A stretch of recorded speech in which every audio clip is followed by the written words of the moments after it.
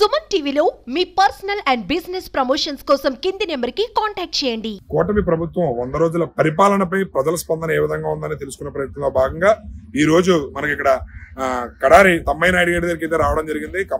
తమ్మయ్య నాయుడు గారిని అడిగి తెలుసుకుందాం, ప్రభుత్వ పరిపాలన ఏ విధంగా ఉంది, ప్రజలు సంతృప్తికరంగా ఉన్నారా లేదా, ఈ 100 రోజులలో ప్రభుత్వం తీసుకున్న కార్యాచరణ ఏంటి, ఏ విధమైన పనులు చేశారు ఏంటి అనేది ఒక్కసారి మనం తెలుసుకునే ప్రయత్నం చేద్దాం. తమ్మయ్య నాయుడు గారిని అడిగి మనం తెలుసుకుందాం. సార్ నమస్తే, చెప్పండి ఏంటి సార్ పరిపాలన 100 రోజులు పూర్తయింది, ఎలా అనిపిస్తుంది మీకు పరిపాలన? సార్, ఆంధ్రప్రదేశ్లో కూటమి ప్రభుత్వం వచ్చిన తర్వాత ఈ 100 రోజుల పరిపాలన ప్రజలు చాలా హర్షదాయకంగా రిసీవ్ చేసుకున్నారు. మొన్నటికి వరదల్లో మన ముఖ్యమంత్రి అలాగే పవన్ కళ్యాణ్ గారు కూడా చాలా కింద స్టేజ్కి వెళ్ళి ప్రతి వరద బాధితులను పలకరించి వాళ్ళకి వాదార్చడం జరిగింది. అలాగే ఇప్పుడున్న పరిపాలన పరదాల ప్రభుత్వం కాదు అని చెప్పి దీన్ని ప్రజల ప్రభుత్వంగా నిరూపించారు.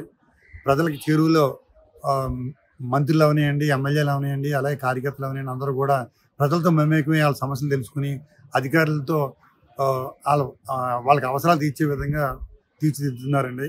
దీనిలో ప్రత్యేకించి పిఠాపురం నియోజకవర్గంలో డిప్యూటీ సీఎం గారు పవన్ కళ్యాణ్ గారి ఆదేశాల మేరకు ప్రతి కార్యకర్త కూడా బాధ్యత వహించి ఏ పని ఉన్నా అధికారులని సమాయత్తం చేసి ఆయా పనుల్ని సకాలంలో జరిగేలా చేయడం జరుగుతుందండి.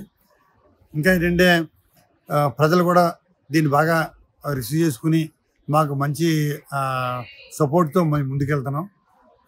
ఈ కాన్స్టిట్యున్సీ వరకు ఏంటంటే ఒక మోడల్ కాన్స్టిట్యున్సీగా పిఠాపురం తీర్చిదిద్దాలన్న ఆశయాన్ని మా అధినేత పవన్ కళ్యాణ్ ఉండడం దృష్టిలో ఉండదు కాబట్టి మేమంతా కూడా ఆ దిశగా ప్రయత్నిస్తున్నామండి. మొన్న వరదలు, పిఠాపురం వరదలు ముంచెత్తిన సంగతి అందరికీ తెలిసింది. అయితే ఆ వరదలు ముంచెత్తిన సమయంలో కళ్యాణ్ గారు ప్రత్యేకంగా జగనన్న కాలనీలో అది సందర్శించారు. కాళ్ళకి చెప్పులు లేకుండా అది కూడా నడిచి అందరూ కూడా కొంతమందిని అడుగుతుంటే మాకు చాలా కళ్ళు చెమ్మగిల్లాయి అని చెప్పి అంటున్నారు. అలాంటి సమయంలో సహాయ చర్యలు ఏ విధంగా తీసుకున్నారు? కళ్యాణ్ గారు అలాగా ప్రజలతో మమేకం అవడం పట్ల ఒక జన సైనికుడిగా, జనసేన నాయకుడిగా మీకు ఏమనిపిస్తుంది?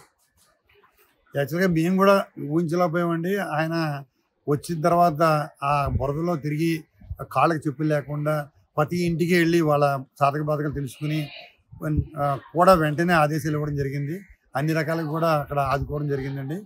ఒక రకంగా ఏంటంటే ఆయన ఎక్కడో ఉన్న వ్యక్తి ప్రజాసేవ ఎలా చేయాలన్నది కూడా ఆయన వచ్చి వరదల్లో వచ్చి నిరూపించారండి. దానికి మేము పిఠాపురం ప్రజల తరఫున అందరి తరఫున కూడా మేము కృతజ్ఞతలు తెలియజేస్తున్నామండి. మొన్న ప్రకటించినటువంటి గిన్నిస్ బుక్ ఆఫ్ వరల్డ్ రికార్డులో పవన్ కళ్యాణ్ గారి శాఖ అయినటువంటి పంచాయతీ రాజ్కి సుమారు Guinness book of world record వచ్చింది. దానిపై మీరు ఏ విధంగా ఫీల్ అవుతున్నారు? సార్, మా అధినేత డిప్యూటీ సీఎం గారు పవన్ కళ్యాణ్ గారు ప్రజా పరిపాలన దృష్టిలో పెట్టుకుని పంచాయతీరాజ్ని తీసుకోవడం జరిగిందండి. దాంట్లో భాగంగానే 13,326 పంచాయతీలని గ్రామ సభలు ఏకకాలంలో ఒకే రోజున నిర్వహించి దాన్ని గిన్నీస్ రికార్డ్ పవన్ కళ్యాణ్ గారు నిర్వహించిన గ్రామ సభలకి Guinness book of world record గుర్తించి అవార్డు ప్రకటించడం పట్ల మీరు ఎలా ఫీల్ అవుతున్నారు? డిప్యూటీ సీఎం గారు పవన్ కళ్యాణ్ గారు ఆశయం ఏంటంటే గ్రామ స్వరాజ్యం అనేది నినాదంతో ముందుకు వచ్చి ఆ శాఖను తీసుకోవడం జరిగిందండి. ఈ పంచాయతీరాజ్ శాఖలో మొట్టమొదటిగా 13,326 పంచాయతీలని ఒకే రోజు గ్రామ సభలు నిర్వహించి గిన్నీస్ బుక్ ఆఫ్ రికార్డుగా పొందడం జరిగిందండి. అది ఒక ప్రపంచ రికార్డు అండి. అది ఆయన ఈ 100 రోజుల కాలంలో కూడా ఆయన అచీవ్మెంట్లో భాగంగా దీన్ని సాధించడం జరిగింది. దానికి ఆంధ్రప్రదేశ్ అందరూ కూడా హర్షించారండి. ఫైనల్గా కూటమి ప్రభుత్వ పరిపాలన 100 రోజులు ఎలా ఉందని అనుకోవచ్చు? సార్, గత ప్రభుత్వం యాక్చువల్గా ఏంటంటే ఖజానా ఖాళీ చేసి పార్కులు, పబ్లిక్ స్థలాలు అన్నీ కూడా బ్యాంకుల్లో రుణాలు తెచ్చి అప్పులు పాలు చేసిన ఆంధ్రప్రదేశ్ని ఒక అభివృద్ధి దిశగా కూటమి ప్రభుత్వం నడిపిస్తుందండి. అదే సందర్భంలో ఇప్పుడు అన్నా క్యాంటీన్ 5 రూపాయలు భోజనం, తర్వాత పెన్షన్స్ కూడా 1వ తారీఖు కల్లా ఇచ్చి ఆదివారాన్ని చేరే పెన్షన్లు ఇవ్వడం జరిగిందండి. అది నిరూపించారు. అలాగే ప్రజల సంక్షేమమే ధ్యేయంగా కూడా ఈ 100 రోజుల్లో చాలా రకాలైన కార్యక్రమాలు నిర్వహించి అందరి మండలం పొందడం జరిగిందండి. మరి కూటమి ప్రభుత్వం వచ్చింది కదా, ఎలా ఉంది ప్రభుత్వం? ఏది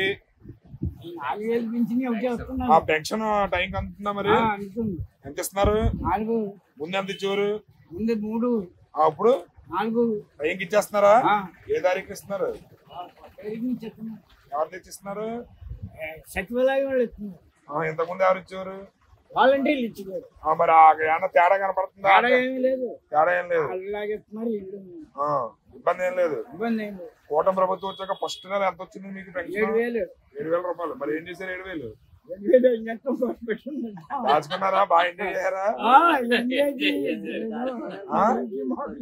మందులకి సరిపోతున్నాయి. ఏమంది? ఏమందా? ఈ మందా? మాత్రలకి. మరి ఇప్పుడు కూటమి ప్రభుత్వం వచ్చాక ఈ మందు కూడా రేట్లు తగ్గిస్తా ఉంటున్నారు. ఆ మందు అక్కర్లేదు. మరి ఆ మందు కూడా రేటు తగ్గిస్తాం, నాణ్యమైన మందు ఇస్తా ఉంటున్నారు. చెప్పు. మీకు అలవాట్లేదు అయితే? ఈ మందులకి సరిపోతున్నాయి డబ్బులు. అయితే 4,000 పెన్షన్ ఆనందంగానే ఉందా? బాగానే ఉందండి. ఏంటి మరి వాళ్ళు తీసుకున్న పథకాలు అది ఎంతవరకు ఇది అవుతున్నాయి? అంటే దీపావళి నుంచి ఉచిత గ్యాస్ సిలిండర్ 3 సిలిండర్లు కూడా ఇస్తానంటున్నారు. ఇప్పటి వరకు 100 రోజులు పరిపాలన పూర్తయింది. మన వరదల్లో కూడా చంద్రబాబు నాయుడు గారు పరిపాలన బాగానే చేశారండి వరదల్లో. కానీ అన్న మాటలే ఏమి పరిపాలనలో ఏం తీసుకొస్తలేదు. గ్యాస్ బండ్లు అన్నా తీసుకురాలేదండి. మరి దీపావళి నుంచి గ్యాస్ బండ్లు ఇస్తారంటారు కదా? అంటున్నారు, చూడాలి, ఇవ్వాలి కదండి, ఇచ్చేగా అనుకుంటామండి. మరి ఇప్పుడు అన్న క్యాంటీన్ ద్వారా 5 రూపాయలకి భోజనం పెడతారు. అది బాగానే ఉందని అంటున్నారండి. అంటే మనకి ఇక్కడ గొల్లపూడిలో లేదు కానీ పిడాపురంలో ఉందండి. అక్కడ బాగానే ఉందని అంటున్నారు. పెన్షన్స్ తీసుకునే వాళ్ళు మీ ఇంట్లో ఎవరన్నా ఉన్నారా? ఉన్నారు, మా అమ్మగారు ఉన్నారు. ఏ టైం పెన్షన్? 1వ తారీఖు అండి. ఇంతకుముందు ఎవరు ఇచ్చారండి? సచివాలయం వాళ్ళు. ఇప్పుడైతే సచివాలయం వాళ్ళు ఇస్తున్నారండి. అప్పుడంటే వారంటీలు ఇచ్చేవారు. లేట్ ఏమన్నా అవుతుందా లేకపోతే తేడా లేదా? లేటే అవుతుంది, బాగానే ఇచ్చేస్తారు. గత ప్రభుత్వానికి దీనికి తేడా ఏమైనా కనపడుతుందా? 3 నెలలు అయింది. మరి పెన్షన్ ఎంత వస్తుంది? మరి గత ప్రభుత్వానికి దీనికి తేడా ఉందా? 1000 రూపాయలు తేడా ఉంది. ఎక్కుస్తున్నారు కదా. మరి డబ్బులు అయితే మీకు సంతృప్తిగానే ఉందా? బ్రహ్మాండంగానే మందులు కానీ సరిపోతుంది. ఇటువలికి మరి మందులే కదమ్మా. అవును, ఆరోగ్య సమస్యలు. ఆరోగ్య బీపీ సోర్లే. ఎలా ఉంది? 100 రోజులు అయింది కదా. పరిపాలన చాలా బాగుంది. కూటమి ప్రభుత్వం చాలా మంచి పనులు చేస్తుంది, ప్రజలకు దగ్గరగా ఉంది. ఏ సమస్య వచ్చినా తీర్చడానికి పవన్ కళ్యాణ్ గారు ముందుకు వస్తున్నారు. మరి ఇప్పుడు 100 రోజులు అయింది. 100 రోజుల్లో కూటమి ప్రభుత్వం చేసిన అభివృద్ధి ఏంటంటే మీరు ఏం చెప్తారు? కూటమి ప్రభుత్వం పాలన ముందు ఇచ్చిన హామీలన్నీ నెరవేర్చడానికి ముందుకొచ్చింది. ఫస్ట్ ఆఫ్ ఆల్ పింఛని 3,000 ఉంటే 4,000 చేసి ప్రజలకు అందుబాటులోకి వచ్చి 2 నెలల బాకీ కలిపి 7,000 ఇవ్వడం జరిగింది. అందులో ప్రజలు చాలా సంతోషంగా ఉన్నారు. అన్ని కార్యక్రమాలకి చంద్రబాబు నాయుడు, పవన్ కళ్యాణ్, బీజేపీ కలిసి ప్రజలకు అందుబాటులో ఉండి ఏ సమస్య వచ్చినా పరిష్కరిస్తామని ముందుకు రావడం జరుగుతుందండి. అంటే ఇప్పుడు ఫైనల్ గా చెప్పాలంటే పరిపాలన బాగుందని చెప్పచ్చా? పరిపాలన చాలా బాగుంది. ఎందుకంటే ఆకలితో ఉన్నవాడికి 5 రూపాయలకి అన్నం పెట్టే కార్యక్రమం ఈ కూటమి ప్రభుత్వం ఏర్పాటు చేసింది. ఆ కార్యక్రమం అద్భుతమైన కార్యక్రమం. గత ప్రభుత్వం దాన్ని తీసి పారేసింది. ఈ కూటమి ప్రభుత్వం ప్రజలకు అందుబాటులో ఉండాలా, భోజనం లేనివాడికి భోజనం 5 రూపాయలకే పెట్టాలన్న ఆలోచన, మంచి ఆలోచన. ఆ ఆలోచన కూటమి ప్రభుత్వం నిర్ణయం తీసుకుని తక్షణమే చర్య తీసుకుని పెట్టడం జరిగింది. సార్ మీరు చెప్పండి, ఎలా ఉంది ప్రభుత్వ పరిపాలన? చాలా బాగుంది సార్. ఇప్పుడు ల్యాండ్ టైటింగ్ యాక్ట్ వెంటనే రద్దు చేశారు సార్. కూటమి ప్రభుత్వం ఎక్కిన వెంటనే ఫస్ట్ చేసింది అది చేశారు సార్. తర్వాత తిరుపతిలో లడ్డు నాణ్యత బాగా పెంచారు సార్.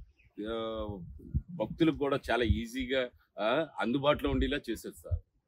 మరి ఇప్పుడు మన వరదలు వచ్చాయి కదా, వరదల్లో సహాయ కార్యక్రమాలు ఏ విధంగా జరిగానొచ్చు?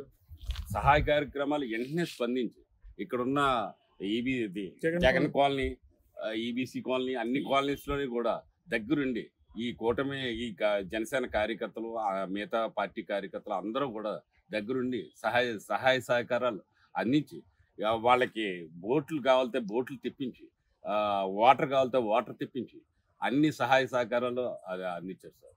ఫైనల్ గా ప్రభుత్వ పరిపాలన బాగుందని అనుకోవచ్చా? చాలా బాగుంది సార్. కూడా స్పందిస్తున్నారు సార్ ఏ విషయం అయినా సరే. అలాగే మా గ్రామంలో ఉన్నాయి, మామూలుగా మా నియోజకవర్గంలో ఉన్నాయి, అన్ని కార్యక్రమాల్లోనే కూడా ముందుంటున్నారు సార్. విజయవాడ వరద బాధితులకి మన పవన్ కళ్యాణ్ గారు కానీ లేదా చంద్రబాబు నాయుడు గారు కానీ ఏ విధమైన సహాయ కార్యక్రమాలు చేయడం మీకు ఎలా అనిపించింది? అనుకోకుండా వరదలు రావడం జరిగింది.